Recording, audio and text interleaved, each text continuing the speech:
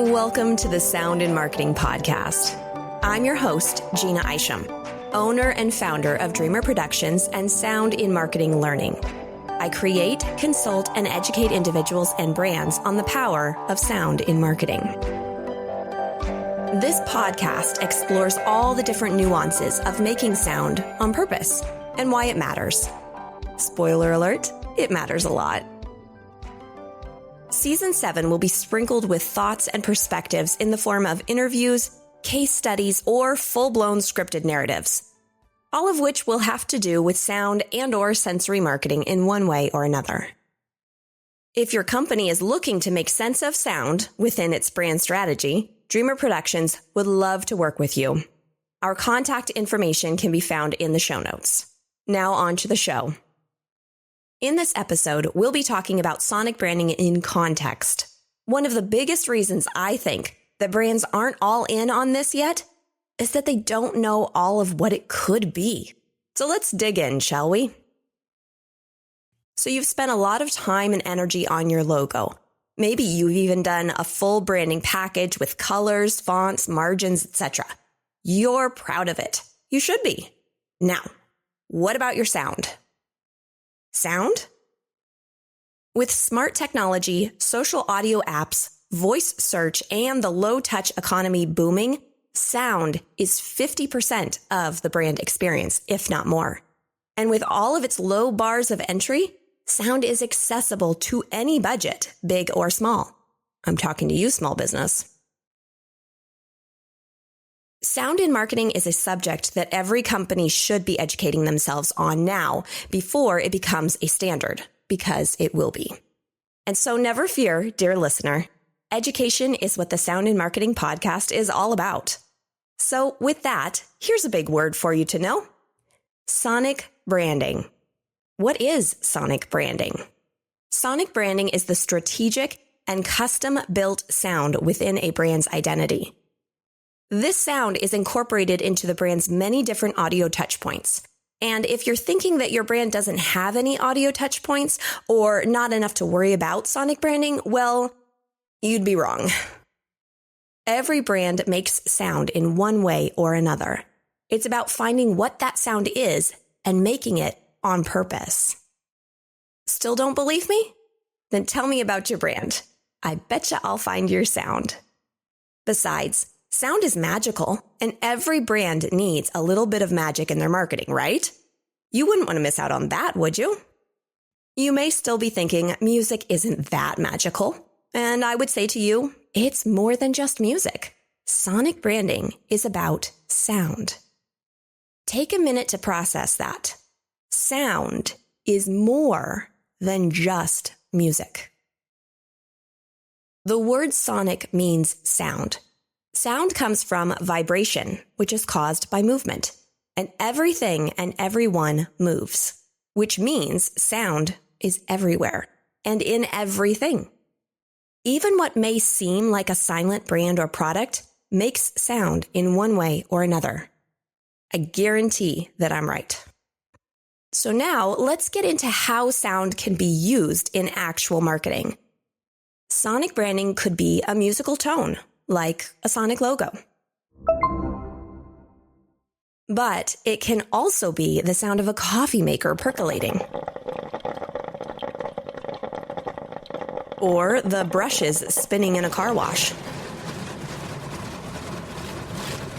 or the buzzing of an office's fluorescent lights. That last one is a great example of how sound can negatively affect a customer's experience. You don't want too many of those. However, if you're clever enough, you could spin a negative sound into a positive one. What if that buzzy sound becomes part of the brand's quirkiness? And with that scenario in mind, what if you played it up? I'm not saying that's the answer, but crazier things have happened. With sonic branding and sound strategy, the sky is truly the limit. So what about the term sonic logo? This one has been floating around since the mid-90s. A lot of people say it's just a fancy word for a jingle. Well, yes and no. The short answer is a sonic logo is a piece of brand identity or personality. It's created to serve the brand as a whole, A jingle, on the other hand, is created to serve a specific product or campaign. If you want to go deeper into the differences, check out episode 115, Are Jingles Better Than Sonic Logos? Or just wait a little longer. I'm sure to write a whole other episode about them sometime in the future. So back to Sonic logos. Sonic logos are sounds that bring personality to a brand. That sounds pretty fancy and probably overkill, right? Well, listen to this. If you can invest in the initial costs of having someone thoroughly define your brand with a sound, then that sound is yours to keep.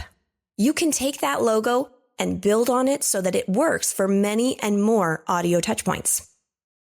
Check out episode 123, Left Coast Airlines, for a specific example where it did just that. It may seem like a Sonic logo or even a full Sonic branding package is a luxury for big brands only and irrelevant for the little guy, but it really isn't.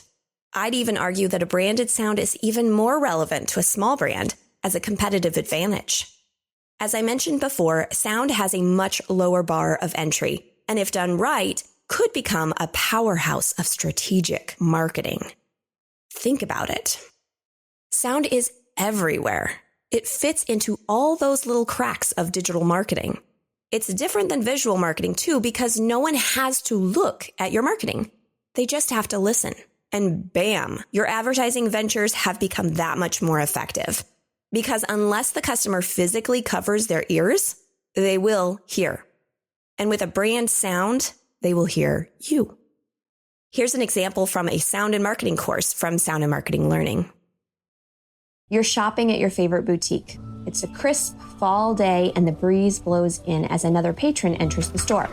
Soft and distant music plays through the sound system. It's light and airy and indicates an autumn day and/or hints at the holiday season approaching. You choose a jacket to examine further. With the crisp air and the sound indicating the season, you've made up your mind that a new jacket would be a good idea. Sale. You've just stepped into an elevator with two other people silently standing on either side. No one knows each other, it's awkward, and you still have 10 more floors to climb. Suddenly, some cheesy elevator music starts to play. Instantly, you relax as something has graciously filled that dead space with something, anything. Positive user experience. You enter your favorite coffee shop. The aroma of the coffee and pastries waft into your nose. You set down your laptop and grab an espresso and an apple fritter from the barista as the guitar, plucky, folksy singer, coffee shop music plays in the background. You take a sip and get to work on your computer. As you log into their Wi-Fi, you notice that they've created a playlist through Spotify playlists. You program it quickly into your phone, mental noting to bring it back up when you return to your work at home. Product recognition. In these scenarios, I'm not saying that sound alone saved the day. Environment is a big part of the whole experience, and sound is just one of the key players. The coffee shop example is the most out there, I would say, as it's a bit more nuanced. The smells and the sounds play key roles here, with the idea of a playlist associating the coffee shop with the consumer's experience. This is what I would call creative marketing. Connecting a desired experience of a consumer to a brand through a third party is a great idea, especially since that third party can be accessed anytime and anywhere. They play that playlist, and at least part of them then thinks of that coffee shop. Because Spotify can be accessed anytime, anywhere, that coffee shop doesn't need to be physically present for its patrons to be anticipating their next purchase. Sound equals recollection equals connection equals acceptance equals loyalty, and ideally turns the consumer into a brand champion.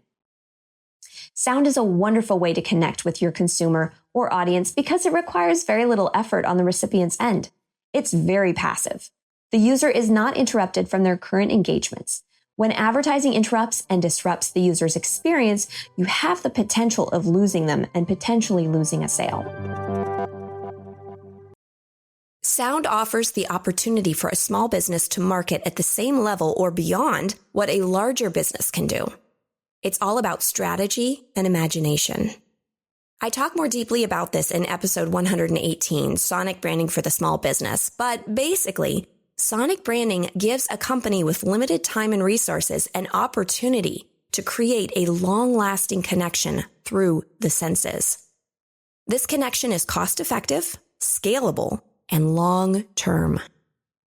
Small or big business aside, with proper strategy and care, sound can add a level of emotion and depth to any brand that is hard to rival.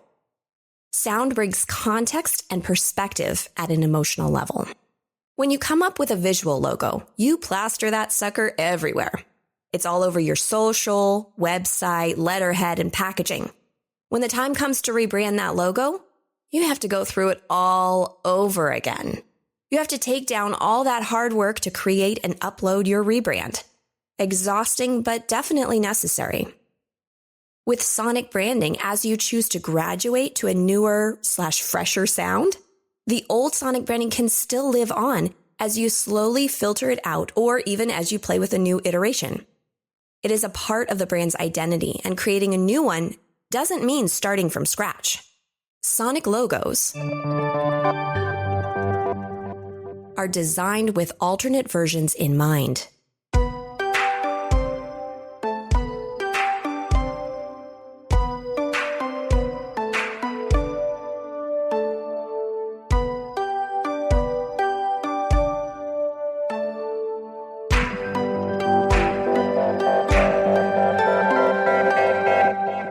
They can be stretched and elongated.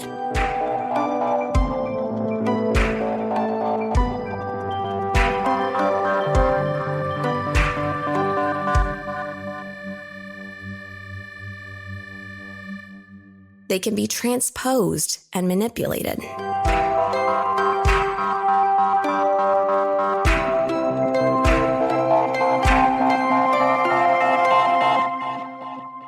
This allows for familiarity within the new.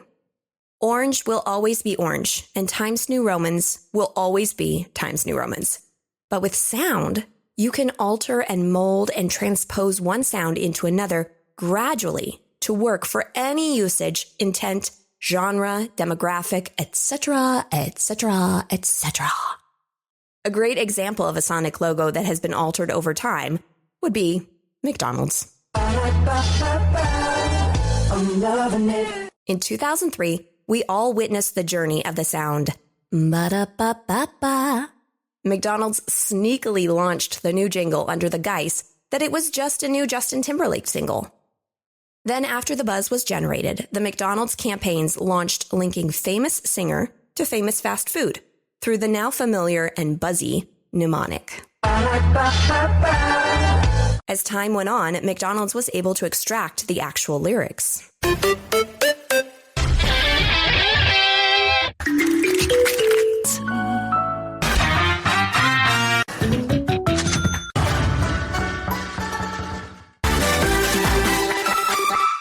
And turned it into a whistle. And then they brought the lyrics back with a new artist giving an entirely different delivery. Ba-da-ba-ba-ba.